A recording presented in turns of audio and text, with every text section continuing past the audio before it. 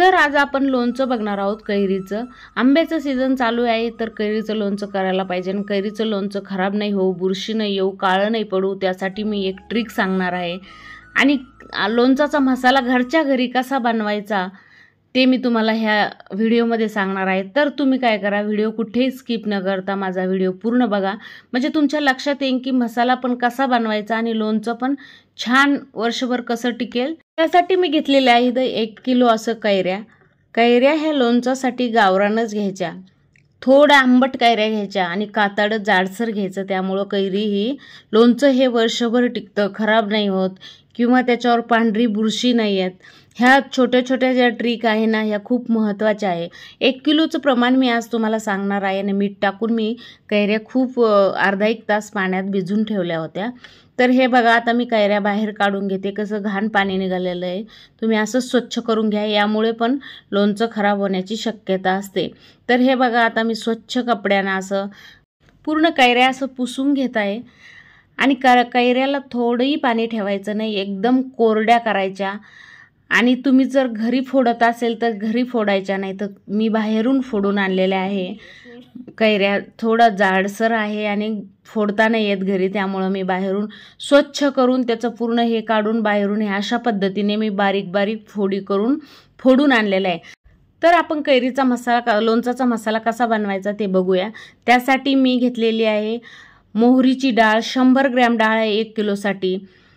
पोहे खायच्या चमच्याने 3 चमचे असे काश्मीरी मिरची पावडर घेतलेली आहे, 2 चमचे हळद घेतलेली आहे, 1 चमचा मेथी दाणे, 1.5 इंच दालचिनी घेतलेली आहे, 10 लवंगा, 10 मिरे, 5 विलायची, 1 चमचा बडीशोप, 1 चमचा धने घेतलेले आहे। हे सगळे मसाले काढल्यानंतर आपण तेल पहिले कडकडीत गरम करून घेऊ, चांगलं धूर निघेपर्यंत गरम केलं तर काय होतं की तेल थंड होतं आपले मसाले तयार होईपर्यंत। तर आता आपण सर्व मसाले भाजून घेऊया। भाजून म्हणजे भाजून नाही घ्यायचे, आपल्याला फक्त काय करायचं आहे की गरम कढईमध्ये त्याला चांगलं चटका देऊन घ्यायचा आहे त्या सर्व मसाल्याला। सर्व मसाले एकत्रच गरम करून घ्यायचे, फक्त मोहरीची डाळ ही अलग आपल्याला चटका देऊन घ्यायची। काय होतं, यामुळे मॉइश्चरचं प्रमाण असेल मसाल्यामध्ये तर ते कमी होतं आणि यामुळं आपली लोणचं खराब होत नाही। तर हे सगळे मसाले मी बारीक वाटून घेतलेले आहे आणि आता चाळणीनं हे मसाले आपण चाळून घेणार आहे। पद्धतीने हे सगळं चाळणीनं चाळून घ्यायचं बारीक, म्हणजे मसाल्यामध्ये जास्त जाडसरपणा राहत नाही। तर अशा पद्धतीने आपण मसाला बनवून घेतलेला आहे आणि हे जे वरचं चाळण आहे ते बिलकुल फेकून नाही द्यायचं, ते मसाल्यामध्ये वापरायचं आहे नंतरच्या। तर ह्या अशा पद्धतीने मी सगळं बारीक करून घेतलेलं आहे। त्यासाठी स्वच्छ एक टोपलं घेतलेलं आहे, त्यात पहिले धणाडाळ टाकली, 5 चमचे पोहे खायच्या चमच्यानं मीठ घेतलेलं आहे, मीठ हळद बरोबर पाहिजे तेव्हा खराब होत नाही लोणचं। 3 चमचा असं मिरची पावडर घेतलेली आहे, 2 चमचा हळद घेतलेली आहे मी, आणि हे मसाला आपण जो बनवलेला आहे घरी लोणचं मसाला, तो 2.5 चमचा असा लोणचं मसाला घेतलेला आहे। ह्या मसाल्यामुळं लोणचाला एक वेगळी चव येते, खूप छान लोणचं लागतं, टेस्टी लागतं। आणि ह्या अशा पद्धतीने हा आपला मसाला बनून तयार आहे। हे सगळा मसाला मिक्स करायचं, हे सगळं प्रमाण 1 किलोचं आहे आणि हे सगळं पोहे खायच्या चमच्याने घेतलेले आहे मी। आणि असं सगळं मिक्स झालं, चांगल्या पद्धतीने असं याला मिक्स करून घ्यायचं। हे मसाले असं घरच्या घरी बनवलं की लोणचं एक वेगळी चव लागते आणि टिकून राहतं वर्षभर, काळं पडत नाही। त्यासाठी मी पुढे एक ट्रिक सांगणार आहे तुम्हाला। तर हे बघा, आता आपलं तेल कोमट झालेलं आहे, जास्त थंड पण नाही करायचं, कारण कोमटमुळं परत हे मसाले आपल्या त्या तेलामध्ये चांगले भाजले जाते।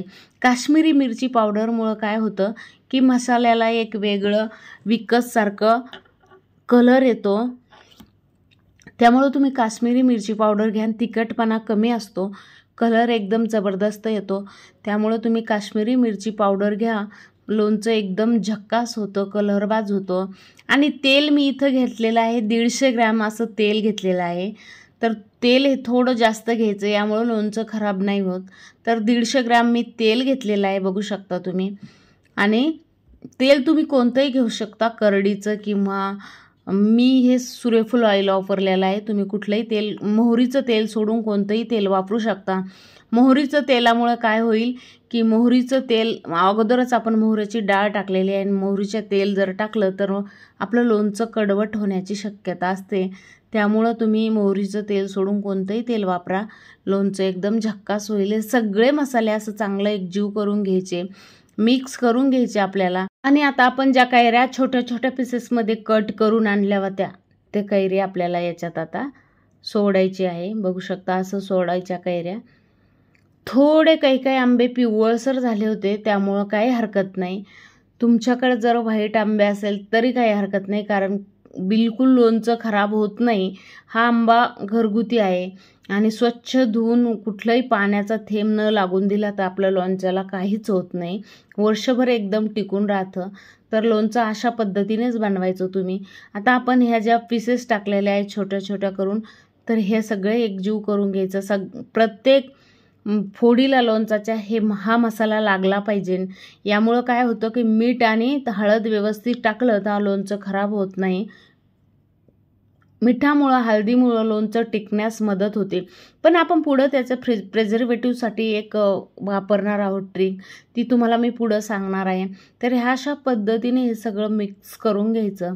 पूर्ण लोणचाच्या फोडी मसाल्याला लागल्या पाहिजे, मसाला लोणचाच्या फोडीला लागला पाहिजे. अशा पद्धतीने हे सगळं मिक्स करून घ्यायचं. बघू शकता तुम्ही किती छान असा कलर आलेला आहे लोणचाला. हे 1 किलो कैऱ्याचं प्रमाण होतं. तुम्हाला जर 4-5 किलो कैऱ्याचं लोणचं करायचं असेल तर ते प्रमाण तुम्ही वाढवायचं. खूप छान असं लोणचं बनतं घरच्या घरी विकतसारखं, आणि काळं पण पडत नाही. यासाठी आपण एक ट्रिक सांगणार आहोत. तर हे सगळ्या पद्धतीने अशा पद्धतीने जर तुम्ही लोणचं बनवलं तर नक्कीच तुमच्या लोणचं वर्षभर 1.5 वर्ष टिकणार आहे. तर आता आपण टिकण्यासाठी काय टाकणार आहोत, तर मी 2 लिंब घेतलेले आहे. विकतच्या लोणचामध्ये काय असतं, तर विकतच्या लोणचामध्ये विनेगार टाकलेला असतं. त्यामुळं आपण हे 2 लिंबाचा रस काढून घेतलेला आहे गाळून, आणि तो रस याच्यात टाकणार आहोत. विनेगार हे शरीरासाठी हानिकारकच आहे, त्यामुळं आपण विनेगार टाकणार नाही. लिंबू हे प्रिझर्वेटिव्हचं काम करतं, लोणचं टिकण्यास मदत करतं आणि तुमचं लोणचं काळं न पडून देण्याचं काम ही लिंबू करतं. जेव्हा आपल्याला विकतचं लोणचं आणतो आपण, त्याची चव ही वेगळीच लागते. तर त्यामुळेच लागते की त्याच्यात विनेगार असतं, पण आपण लिंबू ही हेल्दी फूड आहे, त्यामुळं लिंबू टाकलं तरी प्रिझर्वेटिव्हचं काम करतं. जर तुमच्याकडं काचेची बरणी असेल तर काचेच्या बरणीतच भरा. शक्यतो थंड हवेच्या ठिकाणी ठेवा. रोज सकाळी त्याला हलवत जा, म्हणजे हवा जात जाईल, आणि हलवलं तर लोणचं टिकण्यास मदत होते. थोडं थंड वातावरण होईपर्यंत याला हवाखालीच ठेवायचं. त्यामुळं लोणचं बिलकुल खराब होत नाही, डास वगैरे जाणार नाही, चमचा वगैरे वल्ला बिलकुल घालायचा नाही त्याच्यात. त्यामुळंही लोणचं तुमचं खराब होण्याची शक्यता असते. लोणचाची काळजी घेतली तर लोणचं बिलकुल खराब होत नाही.